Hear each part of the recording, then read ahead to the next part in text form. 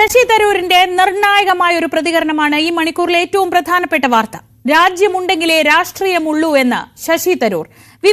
ഇപ്പോഴുള്ള വിവാദം കോൺഗ്രസും കേന്ദ്ര സർക്കാരും തമ്മിലാണ്. വിവാദത്തിൽ രാഷ്ട്രീയം കാണുന്നില്ല. കൊടുത്ത പേരുകൾ പുറത്തുവിട്ടത് എന്തിനെന്ന് കോൺഗ്രസിനോട് ചോദിക്കണമെന്നും തരൂർ തിരുവനന്തപുരത്ത് പറഞ്ഞു. നമ്മൾക്ക് രാഷ്ട്രമുണ്ടെങ്കിലേ രാഷ്ട്രീയത്തിൽ വളരെ പ്രസക്തിയുള്ളൂ. ഈ രാഷ്ട്രത്തിന് വേണ്ടിയിട്ട്, നമ്മുടെ രാജ്യത്തിന് വേണ്ടിയിട്ട് ഒരു അവസരം സർക്കാർ എല്ലാ പാർട്ടികളുടെ പ്രതിനിധികളെ ആവശ്യപ്പെടുമ്പോൾ അത് ചെയ്യാൻ നമ്മളുടെ ഒരു കടമയും കൂടിയാണെന്നാണ് എന്റെ വിശ്വാസം. നമ്മളെല്ലാവർക്കും അറിയാം, ഒരു പ്രതിസന്ധിയിലാണ് ഇപ്പൊ നമ്മൾ അനുഭവിച്ചു. 88 മണിക്കൂറിന്റെ ഒരു യുദ്ധം നമ്മളെല്ലാവരും കണ്ടതാണ്.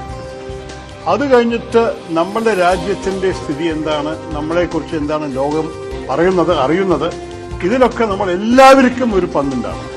അതിലാണ്, ആ സ്പിരിറ്റിലാണ് ഞാൻ ഇറങ്ങിയിരിക്കുന്നത്.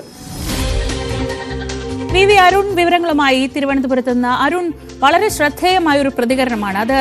രാജ്യമുണ്ടെങ്കിലേ രാഷ്ട്രീയമുള്ളൂ, ഇത് രാജ്യസേവനത്തിനുള്ള ഒരു അവസരമായി കാണുന്നു. ഒപ്പം ശ്രദ്ധിക്കേണ്ട ഒരു കാര്യം, ഇതൊരു ബഹുമതിയായി തന്നെ എടുക്കുന്നു. അദ്ദേഹത്തിന്റെ പ്രതികരണം ഏറ്റവും ശ്രദ്ധേയമാവുന്നത് കോൺഗ്രസ് ആ പട്ടികയിൽ തരൂരിന്റെ പേർ കൊടുത്തില്ല എന്നിടത്തു കൂടിയാണ്. തരൂരിന്റെ മൊത്തം ശരീരഭാഷയിലൊക്കെ ഒരു അതൃപ്തിയുണ്ട്, പാർട്ടിയോടുള്ള ഒരു അകൽച്ചയുമുണ്ട്. അങ്ങനെ വ്യാഖ്യാനിച്ചൂടെ?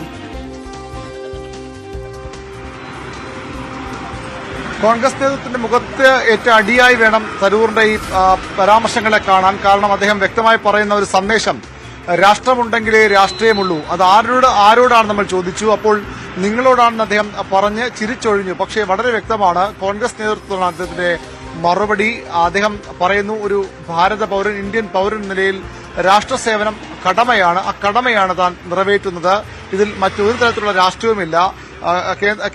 പാർലമെന്ററി കാര്യമന്ത്രി കിരൺ റിജിജു ആണ് തന്നെ ക്ഷണിച്ചത്. ആദ്യം അദ്ദേഹം ഇങ്ങനെ പോകേണ്ടി വരുമെന്ന് സൂചിപ്പിച്ചു. അപ്പോൾ പാർട്ടിയോടുകൂടി ചോദിക്കട്ടെ എന്ന് താൻ പറഞ്ഞു. ഇന്നലെ അത് ഒഫീഷ്യലി ആ ഒരു തീരുമാനം കേന്ദ്രമന്ത്രി അറിയിച്ചു. താൻ അത് സ്വീകരിക്കുകയാണ്. താൻ പാർലമെന്ററി അഫയേഴ്സിന്റെ വിദേശകാര്യ മന്ത്രാലയത്തിന്റെ പാർലമെന്ററി കമ്മിറ്റിയുടെ ചെയർമാൻ കൂടിയാണ്. അതുകൊണ്ട് തന്നെ അത് തനിക്ക് ചെയ്തേ മതിയാകൂ. ആ ചുമതല സർക്കാർ വിളിച്ചു, ഞാൻ പോകുന്നു, അത് അഭിമാനത്തോടെ പോകുന്നു എന്ന് തന്നെയാണ് ശശി തരൂർ പറയുന്നത്.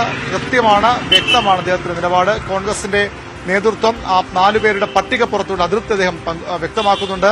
എന്തിനെ കോൺഗ്രസ് ഈ പട്ടിക പുറത്തുവിട്ടുന്ന ചോദ്യത്തിന് അത് അവരോട് തന്നെ ചോദിക്കൂ, അവർ തന്നെ പറയട്ടെ.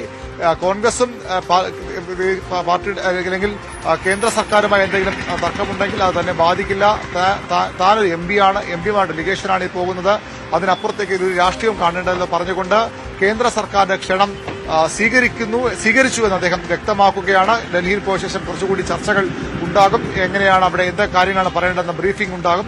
അതിനുശേഷം അദ്ദേഹം യുഎസിലേക്കാണ് അദ്ദേഹം പോകുന്നത്. അമേരിക്കയിലാണ് പോകുന്നത്. ഏറ്റവും പ്രധാനപ്പെട്ട സ്ഥലത്ത് തന്നെ, ലോകത്തെ ഏറ്റവും വലിയ ശക്തിയെ തന്നെ കാര്യങ്ങൾ ബോധ്യപ്പെടുത്താനാണ് ശശി തരൂർ എന്ന നയതന്ത്ര രംഗത്തെ വിദഗ്ധൻ കൂടിയായ ഈ രാഷ്ട്രീയ നേതാവിനെ കേന്ദ്ര സർക്കാർ BJP ഉപയോഗിക്കുന്നത്. അതൊരു അഭിമാനമായി, അവസരമായി, ആദരവായി തരൂർ കാണുന്നു. അദ്ദേഹം അത് പോവുക തന്നെ ചെയ്യും. അവിടെ പാർട്ടിയുടെ അനുമതി വേണമോ എന്ന ചോദ്യത്തിന് അതൊന്നും വേണ്ട എന്ന തരത്തിലുള്ള സൂചനകൾ അദ്ദേഹം നൽകുന്നുണ്ട്. രാഷ്ട്രമാണ് തന്നെ വിളിക്കുന്നത്. ആ രാഷ്ട്രത്തിന്റെ ഉത്തരവാദിത്തം, ഒരു പൌരന്റെ ഉത്തരവാദിത്തം നിറവേറ്റാൻ താൻ പോകുന്നു എന്ന് പറഞ്ഞുകൊണ്ട് കോൺഗ്രസ് നേതൃത്വത്തിന്റെ ഈ വിഷയത്തിലുണ്ടായ നീക്കങ്ങളെല്ലാം തള്ളിക്കളയുകയാണ് അദ്ദേഹം ചെയ്യുന്നത്. കോൺഗ്രസിന് വലിയൊരു രാഷ്ട്രീയ അബദ്ധം പറ്റിയെന്ന് തരൂറിന്റെ ഈ പ്രസ്താവനകളിലൂടെ വായിക്കാം. അവിടെ അദ്ദേഹം രാഷ്ട്രീയത്തെയോ അല്ലെങ്കിൽ അതിന്റെ പാർട്ടിയോ അല്ല വലുതായി കാണുന്നത്, രാഷ്ട്രത്തെയാണെന്ന് പറഞ്ഞുകൊണ്ട് ഒരു ഭാരതീയൻ എന്ന നിലയിലുള്ള തന്റെ കടമ നിർവഹിക്കാൻ പോകുമെന്ന് പറഞ്ഞുകൊണ്ടാണ് കോൺഗ്രസിന്റെ ഈ അനിഷ്ടത്തെ, കോൺഗ്രസിന്റെ ഈ നീക്കങ്ങളെ അദ്ദേഹം തള്ളിക്കളയുന്നത്. അരുൺ, അവിടെ ശ്രദ്ധിക്കേണ്ട ഒരു കാര്യം, ഒരുപക്ഷെ ലോകത്തെ തന്നെ നയതന്ത്ര മേഖലയിൽ എടുത്താൽ അതിൽ ഏറ്റവും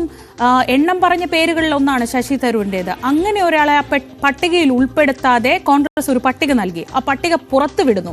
അത് ഒരുപക്ഷെ തരൂരിനെ അപമാനിക്കാവുന്ന തരത്തിൽ കൂടിയാണ് ആ പട്ടിക പുറത്തുവിടൽ. ഈ വിഷയത്തോട്, ഈ പട്ടിക പുറത്തുവിടാത്തതിനോടും പട്ടിക പുറത്തുവിട്ടതിനെ കുറിച്ചും അദ്ദേഹം രൂക്ഷമായാണ് പ്രതികരിക്കുന്നത്. തീർച്ചയായിട്ടും തന്നെ ശശി തരൂരിനെ അപമാനിക്കാനാണോ ഈ പട്ടിക? ഇങ്ങനെ അദ്ദേഹം ഇല്ലാത്തൊരു പട്ടിക, വിദേശകാര്യ അല്ലെങ്കിൽ ഇത്തരം രാജ്യ സുരക്ഷയുമായി ബന്ധപ്പെട്ട വിഷയം, അത് നയതന്ത്ര രംഗത്ത് ചർച്ച ചെയ്യപ്പെടേണ്ട വിഷയമായി മാറുമ്പോൾ അങ്ങനെ ആ നയതന്ത്ര രംഗത്ത് ചർച്ച ചെയ്യാൻ ഏറ്റവും അനുയോജ്യനായ കോൺഗ്രസ് നേതാവ്, ഇപ്പോൾ നേരത്തെ പല നേതാക്കളും ആ പേര് ഉണ്ടെങ്കിൽ ഇപ്പോൾ അതിൽ ഏറ്റവും അനുയോജ്യനായ ഒരു പേര് അല്ലെങ്കിൽ ആ 4 പേരിലെങ്കിലും ഇടം പിടിക്കേണ്ട ഒരു പേരാണ് ശശി തരൂർ എന്നതിന് ഒരു സംശയവുമില്ല. അത് ഒരുപക്ഷെ കോൺഗ്രസ് നേതൃത്വം മാത്രമാകും അംഗീകരിക്കാത്തതും അല്ലെങ്കിൽ അവർക്ക് മാത്രമാകും തരൂർ അതിൽ ഉൾപ്പെടേണ്ട തീരുമാനമുള്ളതും. അതിനപ്പുറത്തേക്ക് തരൂർ ആ രീതിയിൽ ബഹുമാനിക്കപ്പെടുന്ന രാഷ്ട്രീയക്കാരൻ എന്നതിനപ്പുറത്തേക്ക് നയതന്ത്ര രംഗത്ത് അത്രയധികം പ്രവൃത്തി പരിചയമുള്ള നേതാവാണ് ശശി തരൂർ. അദ്ദേഹത്തെ വിടാത്തത് അപമാനിക്കാനാണോ എന്ന് ചോദിക്കുമ്പോൾ അത് അവരോട് തന്നെ ചോദിക്കണം, പാർട്ടിയോട് തന്നെ ചോദിക്കണം. കോൺഗ്രസ് പാർട്ടിയാണ് മറുപടി പറയേണ്ടത്. എന്തിനെ താൻ ഇല്ലാത്ത പട്ടിക പുറത്തുവിട്ടു, അതിനും മറുപടി പറഞ്ഞ കോൺഗ്രസ് നേതൃത്വമാണ്. അതായത് ഈ കാര്യത്തിൽ തന്റെ അതൃപ്തി വളരെ വ്യക്തമായ ശശി തരൂർ പറയുന്നു. വളരെ മാന്യമായ ഭാഷ അദ്ദേഹം പറയുന്നു. അദ്ദേഹം ഏറ്റവും വലിയ സന്ദേശമായി നൽകിയത് രാഷ്ട്രമുണ്ടെങ്കിലേ രാഷ്ട്രീയമുള്ളൂ, അത് മനസ്സിലാക്കേണ്ടവർ മനസ്സിലാക്കണമെന്നൊരു സന്ദേശമാണ് അദ്ദേഹം നൽകുന്നത്. തീർച്ചയായും കോൺഗ്രസ് നേതൃത്വത്തോട് തന്നെയാണ് അദ്ദേഹത്തിന്റെ ആ പ്രതികരണമെന്ന് വ്യക്തമാണ്. മാധ്യമങ്ങളോട് അദ്ദേഹം ആ പ്രതികരണം നടത്തി അദ്ദേഹം ഡൽഹിയിലേക്ക് പോവുകയാണ്. അദ്ദേഹം ഇന്ത്യയുടെ പ്രതിനിധി സംഘത്തിന്റെ നയതന്ത്ര പ്രതിനിധി സംഘത്തിന്റെ ഭാഗമാകുമെന്ന് ഉറപ്പിച്ചു തന്നെ അദ്ദേഹം ഇവിടെ നിന്ന് പോകുന്നത്. ശരി, വി അരുണാണ് വിവരങ്ങൾ നൽകിയത്. എന്തായാലും ശശി തരൂർ ഇന്ന് വളരെ കൃത്യമായ ഭാഷയിൽ അദ്ദേഹത്തിന് പറയാനുള്ളത് പറഞ്ഞു കഴിഞ്ഞു. പാകിസ്ഥാനെതിരായ നയതന്ത്ര നീക്കത്തിൽ കോൺഗ്രസിനെ വെട്ടിലാക്കുകയാണ് യഥാർത്ഥത്തിൽ കേന്ദ്ര സർക്കാർ ചെയ്തത്. കോൺഗ്രസ് നൽകിയ പേരുകൾ ഒഴിവാക്കി ശശി തരൂരിനെ US-ലേക്കും UK-യിലേക്കുമുള്ള നയതന്ത്ര സംഘത്തിന്റെ തലവനാക്കിയതിലൂടെ ഒരു സുപ്രധാനമായ രാഷ്ട്രീയ നീക്കം കൂടിയാണ് കേന്ദ്ര സർക്കാർ എടുത്തത്. കിരൺ ബാബു വിവരങ്ങളുമായി. കിരൺ, ഇപ്പോൾ ശശി തരൂരിന്റെ ആ മറുപടിയിലുണ്ട് രാഷ്ട്രമാണ് വലുത്, രാഷ്ട്രമുണ്ടെങ്കിലേ രാഷ്ട്രീയമുള്ളൂ എന്ന അദ്ദേഹത്തിന്റെ നിലപാടിലെല്ലാം വ്യക്തമാണ്. എന്തായാലും എന്താണോ കേന്ദ്ര സർക്കാർ ഈ പട്ടിക ഒഴിവാക്കി ശശി തരൂരിനെ ഉൾപ്പെടുത്തുന്നതിലൂടെ ഉദ്ദേശിച്ചത് അത് തന്നെയാണ് നടക്കുന്നത് എന്ന് പറയാൻ കഴിയില്ലേ? ശ്രീജ, ഇത് കേന്ദ്ര സർക്കാരും BJPയും ഇങ്ങനെ ഒരു ഡെലിഗേഷൻ അയക്കുന്നത് പാകിസ്ഥാനെതിരെയുള്ള ഒരു നീക്കമാണെങ്കിൽ ആ ഡെലിഗേഷന്റെ തെരഞ്ഞെടുപ്പ് കൃത്യമായി കോൺഗ്രസിനെ കൊടുക്കാനുള്ള ഒരു ചൂണ്ടയായി തന്നെയാണ് ഉപയോഗിച്ചത്. അതിൽ കോൺഗ്രസ് കൊത്തി എന്ന് വേണം നമുക്ക് കണക്കാക്കാൻ. കാരണം ശശി തരൂരിനെ നേരത്തെ അറിയിക്കുന്നു, ശശി തരൂർ ഇങ്ങനെ ഒരു ഡെലിഗേഷന്റെ ഭാഗമാകണമെന്ന്. അദ്ദേഹത്തിന്റെ വാക്കുകൾ വിശ്വസിച്ചാൽ അദ്ദേഹം പറയുന്നത് പാർട്ടി അറിയിച്ചു എന്ന് പറയുന്നു. കോൺഗ്രസ് പാർട്ടി ഔദ്യോഗികമായി ഇങ്ങനെ ഒരു ലിസ്റ്റ് വേണം എന്ന് കിരൺ റിജിജു പാർലമെന്ററി കാര്യമന്ത്രി ആവശ്യപ്പെടുന്നു. അപ്പോൾ കോൺഗ്രസ് പാർട്ടി 4 പേരുടെ ലിസ്റ്റ് കൊടുക്കുന്നു. 4 പേരുടെ ലിസ്റ്റ് വെക്കുമ്പോൾ ആനന്ദ് ശർമ്മ ഒഴികെ ആ ലിസ്റ്റിലെ ബാക്കി 3 പേരും ശശി തരൂരിന്റെ പേര് ഒഴിവാക്കി വരേണ്ട പേരുകളല്ല വരുന്നത്. സ്വാഭാവികമായി ശശി തരൂരിനെ പോലെ ഒരാളുടെ പേര് ഉൾപ്പെടുത്തേണ്ടതായിരുന്നു. അല്ലെങ്കിൽ ഞങ്ങൾ ഉൾപ്പെടുത്തില്ലെങ്കിലും ഔദ്യോഗികമായി സർക്കാർ ഉൾപ്പെടുത്താൻ സാധ്യതയുണ്ട് എന്ന് തിരിച്ചറിഞ്ഞെങ്കിലും ഉൾപ്പെടുത്തുക എന്നുള്ളൊരു തന്ത്രപരമായ നിലപാടെങ്കിലും കോൺഗ്രസ് സ്വീകരിക്കേണ്ടതായിരുന്നു.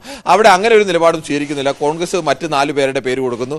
ശശി തരൂരും ഇവരുമായി ഇടഞ്ഞു നിൽക്കുന്ന കോൺഗ്രസ് നേതൃത്വമായി ഇടഞ്ഞു നിൽക്കുന്ന ശശി തരൂരിനെ ആയാലും സൽമാൻ ഖുർഷിദിനെ ആയാലും മനീഷ് തിവാരി, ഇങ്ങനെ 3 പേരെയാണ് വളരെ കൃത്യമായി തന്നെ കേന്ദ്ര സർക്കാർ വിളിക്കുന്നത്. നിങ്ങൾ ഇതിൽ വേണം. സൽമാൻ ഖുർഷിദ് പാർട്ടിയുമായി അഭിപ്രായിച്ച് പാർട്ടിയുടെ അഭിപ്രായം അനുസരിച്ച ശേഷം മാത്രമേ മറുപടി പറയാൻ കഴിയൂ എന്നത് ഒരു മറുപടി തന്നെ നൽകുന്നു. ശശി തരൂർ അതിന് യെസ് പറയുന്നു. പക്ഷേ ശശി തരൂർ പാർട്ടിയുടെ തീരുമാനം ലംഘിച്ചുകൊണ്ട് ഇതിൽ ഭാഗമായി കഴിഞ്ഞാൽ ഏതെങ്കിലും തരത്തിൽ നടപടിയെടുക്കാനോ അങ്ങനെ ഒരു നീക്കത്തിനോ കോൺഗ്രസ് ഉരിഞ്ഞാൽ അതിന്റെ നഷ്ടം സ്വാഭാവികമായും കോൺഗ്രസിനാവും. രാജ്യത്തിന്റെ ഐക്യത്തിന് വേണ്ടി പ്രതിപക്ഷത്തെ ഒരു MPയെ ഉപയോഗിക്കാൻ BJP സർക്കാർ തയ്യാറായപ്പോൾ അതിനെ കോൺഗ്രസ് എതിർക്കുന്നു എന്ന മട്ടിലേക്ക് വരുന്നത് കോൺഗ്രസ് ആത്യന്തികമായി ഗുണപ്പെടില്ല. കോൺഗ്രസ് അവിടെ അത്തരത്തിലേക്ക് ഒരു പ്രതികരണമല്ല നടത്തിയത്. കോൺഗ്രസിന്റെ ഭാഗത്ത് നിന്ന് യഥാർത്ഥത്തിൽ BJP കോൺഗ്രസിന് ഇട്ടുകൊടുത്ത ഒരു ചൂണ്ടയിൽ വീണുപോയി എന്ന് വേണം. അതിന് പകരമായി കോൺഗ്രസിന് വേണമെങ്കിൽ ശശി തരൂരിന്റെ പേര് കൂടി വെച്ചിരുന്നെങ്കിൽ യഥാർത്ഥത്തിൽ കേരളത്തിലെ കോൺഗ്രസിന്റെ നേതാക്കളുടെ പ്രതികരണം എനിക്ക് തോന്നുന്നു കുറെ കൂടി യാഥാർത്ഥ്യ ബോധമുള്ളത് ആണ് എന്ന് വേണം കരുതാൻ. ദേശീയ നേതൃത്വമൊക്കെ ഇതിൽ പകച്ചു നിൽക്കുമ്പോൾ കേരളത്തിലെ കോൺഗ്രസ് പ്രതികരിച്ചത് ശശി തരൂരിനെ പോലെ ഒരു നേതാവിനെ ഇതിൽ ഉൾപ്പെടുത്തിയതിനെ ഞങ്ങൾ സ്വാഗതം ചെയ്യുന്നു, ഇത് BJPക്കുള്ളിലെ ബൗദ്ധിക ദാരിദ്ര്യമാണ് എന്നതാണ് അവർ പറയുന്നത്. അതുകൊണ്ടാണ് ശശി തരൂരിനെ അവർക്ക് ഉൾപ്പെടുത്തേണ്ടി വന്നത്. മോദി സർക്കാർ ലോകത്താകമാനം ഉണ്ടാക്കിയ നയതന്ത്ര ബന്ധത്തിൽ ഉണ്ടാക്കിയ വീഴ്ചകളൊക്കെ പരിഹരിക്കാൻ തരൂരിന് കഴിയുമെന്ന് പറയും. പുറമേക്ക് വായിച്ചാൽ തരൂരിന് അനുകൂലമാണ് എന്നൊക്കെ തോന്നുമ്പോഴും ഇത് യഥാർത്ഥത്തിൽ ഈ വിമർശനം ചെന്ന് അല്ലെങ്കിൽ ഈ സ്വാഗതം ചെയ്യൽ ചെന്ന് കൊള്ളുന്നത് മോദി സർക്കാരിൽ തന്നെയാണ്. ശശി തരൂരിനെ പോലെ ഒരാളെ BJPക്ക് ആശ്രയിക്കേണ്ടി വരുന്നു. BJPക്ക് അത്തരം ബൗദ്ധികമായ നേതൃത്വമില്ല എന്നത് വരുന്നു. മോദി സർക്കാർ വരുത്തിവെച്ച പിഴവുകൾ പരിഹരിക്കാൻ തരൂരിന് കഴിയുമെന്ന് വരുന്നു. അവിടെയും കുറ്റപ്പെടുത്തൽ മോദി സർക്കാരിന് തന്നെയാണ്. അത്തരത്തിൽ ടാക്ടിക്കലായ ഒരു ലൈൻ സ്വീകരിക്കാൻ യഥാർത്ഥത്തിൽ BJP കോൺഗ്രസ് ദേശീയ നേതൃത്വത്തിന് കഴിഞ്ഞില്ല എന്ന് വേണം കരുതാൻ. സ്വാഭാവികമായും അത് കോൺഗ്രസ് നേതൃത്വവുമായും രാഹുൽ ഗാന്ധിയുമായിട്ടൊക്കെ ഇടഞ്ഞു നിൽക്കുന്ന തരൂർ അത് ഫലപ്രദമായി ഉപയോഗിച്ചു. അത് പാർട്ടിയെ സംരക്ഷിക്കുന്നതിനപ്പുറത്തേക്ക് അദ്ദേഹവും പാർട്ടിയുമായിട്ടുള്ള ഫൈറ്റിൽ അദ്ദേഹം ഉപയോഗിച്ചു എന്നുകൂടി കാണാം. അത് സ്വാഭാവികമാണ്, അങ്ങനെ ഉപയോഗിക്കുമെന്നുള്ളത്. അത് തരൂർ വളരെ കൃത്യമായി ചോദ്യങ്ങളൊക്കെ വരുമ്പോൾ അദ്ദേഹം പറയുന്നത് അത് എന്നോടല്ല ചോദിക്കേണ്ടത്, താങ്കൾ ഉപയോഗിച്ചത് എന്തുകൊണ്ട് ഉപയോഗിച്ചാൽ തന്റെ കഴിവുകേടിനെ കുറിച്ചൊക്കെ അവർക്ക് ധാരണ കാണും എന്ന് പറഞ്ഞ മട്ടിൽ പരോക്ഷമായിട്ട് ദേശീയ നേതൃത്വത്തെ കുറ്റപ്പെടുന്ന രീതിയിൽ തന്നെയാണ് അദ്ദേഹത്തിന്റെ സംഭാഷണം. യഥാർത്ഥത്തിൽ കോൺഗ്രസിനെ ഇത്തരം ഒരു വിഷയം വന്നപ്പോൾ അതിൽ തന്ത്രപരമായി ഇടപെടാനോ അതിനെ പരിഹരിക്കാനോ കോൺഗ്രസ് ദേശീയ നേതൃത്വത്തിന് കഴിഞ്ഞില്ല എന്നതുകൂടിയാണ്. തരൂരിന്റെ ഗ്രാഫ് അതുവഴി ഉയർത്തുകയും ചെയ്തു എന്ന് വേണം ഇതിനെ രാഷ്ട്രീയമായി വിശകലനം ചെയ്യുമ്പോൾ നമുക്ക് കാണാൻ. ശരി, കിരണാണ് വിവരങ്ങൾ നൽകിയത്. ന്യൂസ് ഡെസ്കിൽ നിന്ന് എന്തായാലും ഇതൊരു രാഷ്ട്രീയമായി കൂടി കൃത്യമായി കേന്ദ്ര സർക്കാർ ഉപയോഗപ്പെടുത്തുന്നു. ശശി തരൂർ അതിൽ തന്റെ നിലപാട് കൃത്യമായി തന്നെ ഇത് രാഷ്ട്ര സേവനത്തിനുള്ള ഒരു അവസരമായി ഉപയോഗിക്കുന്നു എന്ന തന്റെ നിലപാട് ഉയർത്തിപ്പിടിക്കുകയും ചെയ്യുന്നു.